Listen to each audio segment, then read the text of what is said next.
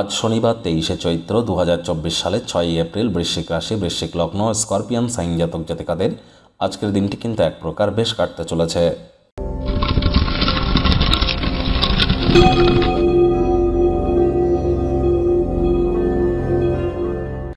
ভিডিওটির শুরুতে স্ক্রিনে আপনারা দেখতে পাচ্ছেন শনি মহারাজের প্রণাম মন্ত্র। ওম নীলাঞ্জনচয় প্রক্ষং রবিসুতং মহাগ্রহম ছায়া গর্ভসম্ভুতং তং নমামি শনিশ্চরম। এটি সন্ধেবেলার সময় আজ 108 বার জপ করতে ভুলবেন না, অত্যন্ত উপকৃত হবেন। একই সাথে দিনের বেলা বৃহস্পতির নাম জপ ধ্যান আরাধনাও করুন, কারণ আজকের দিনেই কিন্তু বিকালবেলা শনি রাশি পরিবর্তন করে বৃহস্পতির নক্ষত্র পূর্ব ভাদ্রপদ নক্ষত্রে গোচর করবে, যার ফলস্বরূপ আপনাদের জীবন বহুলাংশে প্রভাবিত হতে চলেছে আগামী 6টি মাস, অর্থাৎ 2রা অক্টোবর পর্যন্ত।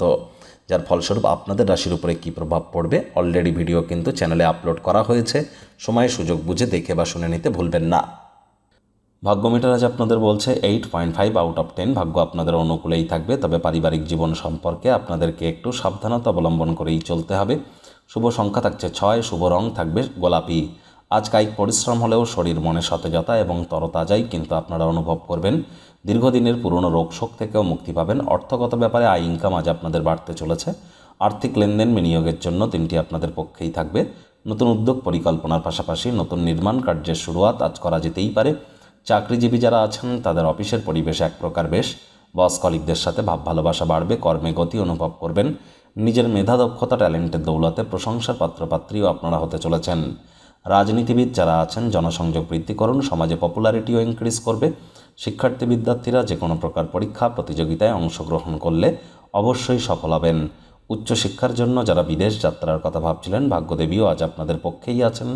আজ আপনাদের সন্তান সন্ততি থেকে থাকলে তারা তাদের কৃতিত্বের দ্বারা আপনাদেরকে গর্বিত অনুভব করাবে। প্রেমিক প্রেমিকা, স্বামী স্ত্রী উভয়ের ক্ষেত্রেই বলবো, ফুল ফুটুক আর না ফুটুক, আজ আপনাদের প্রেমের বাগানে বসন্ত।